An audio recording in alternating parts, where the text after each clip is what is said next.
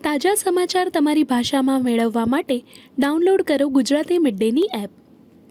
मेरा नाम Sarabjit Singh Khalsa, son of शहीद बेअंत सिंह मलोआ। 89 में जब मेरे मदर एमपी थे, उन्होंने भी पार्लियामेंट में राजीव गांधी सामने बैठा था, उसके मुंह पे कहा था कि ये बंदा सिखों का कातिल है, इसने जेनोसाइड करवाया 84 में, इसको फांसी होनी चाहिए। एक सिख कौम दे विच शहीद परिवार हुंदा है, ਉਹਦਾ ਰੁਤਬਾ ਇਹ ਸਿੰਗਰ ਨਾਲੋਂ मतलब इन्हां नालों बहुत ऊंचा होता है, एक्ट्रेस और सिंगर नालों। लोग तो हमें 84 से जानते हैं, जब से हमारे फादर साहब ने सारा सेक्रीफाइस किया है। सबसे मेन मुद्दा तो जो है वो है श्री गुरु ग्रंथ साहिब जी की बेअदबी का। एक सेकंड है हमारा किसानी का जो मुद्दा है, MSP का। मेरा नाम सरबजीत सिंह खालसा, सन ऑफ शहीद बेअंत सिंह मलोआ। तो मेरे मम्मी का नाम था विमल कौर खालसा, जो 89 में रोपड़ से मेंबर पार्लियामेंट थे।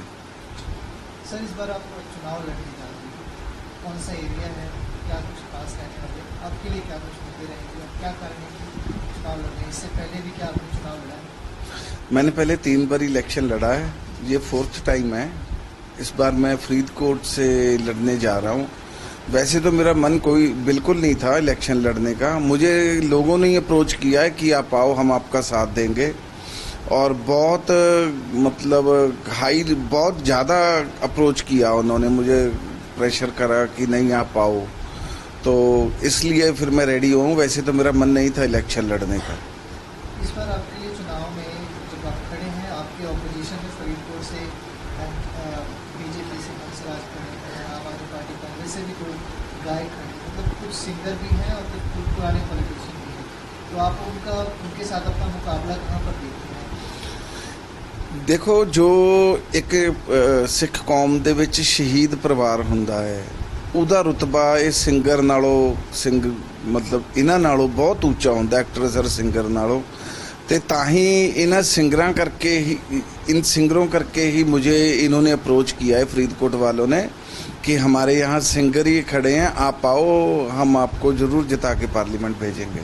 आपके लिए फरीदकोट में कौन-कौन से मुद्दे अहम रहने वाले हैं जो आप लोगों के लिए उठाने वाले हैं? सबसे मेन मुद्दा तो जो है वो है श्री गुरु ग्रंथ साहिब जी की बेअदबी का, क्योंकि बहुत देर हो गई है इस मुद्दे, मतलब इसका इंसाफ नहीं मिल सका, दोषियों को सज़ा नहीं हुई, गवर्नमेंट पकड़ नहीं सकी अभी तक।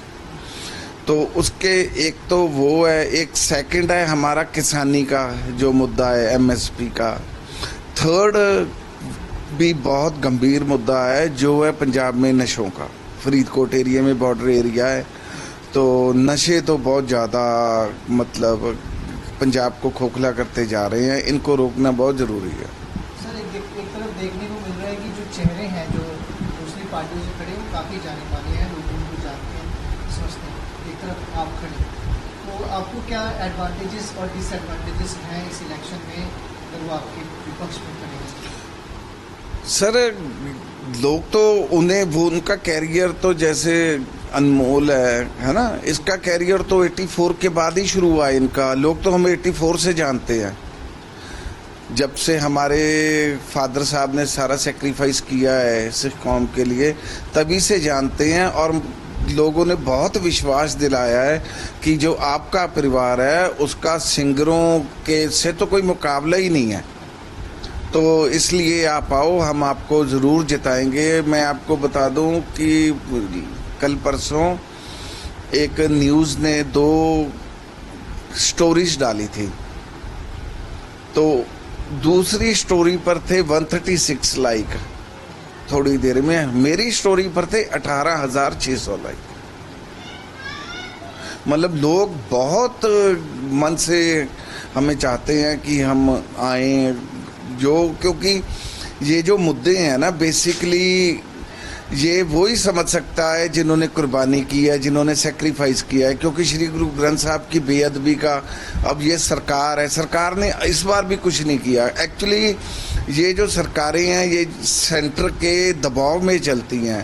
एक हम जो जिन्होंने सरकार से टक्कर ली है, हमारे वो परिवार हैं, क्योंकि हम सरकार का हम पे कोई दबाव नहीं है। 89 में जब मेरे मदर एमपी थे, उन्होंने भी पार्लियामेंट में राजीव गांधी सामने बैठा था, उसके मुंह पे कहा था कि ये बंदा सिखों का कातिल है, इसने जेनोसाइड करवाया 84 में, इसको फांसी होनी चाहिए।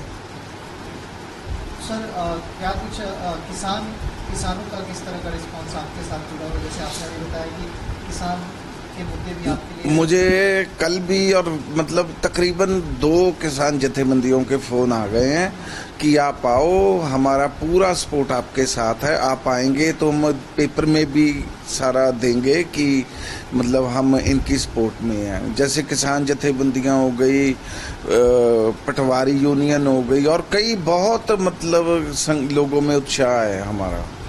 जब आप चुनाव लड़ने के लिए खड़े हो रहे थे इंडिपेंडेंट, इससे पहले किसी पॉलिटिकल पार्टी ने आपको अप्रोच किया कि आइए हमारे साथ? नहीं, मुझे किसी पॉलिटिकल पार्टी ने अप्रोच नहीं किया।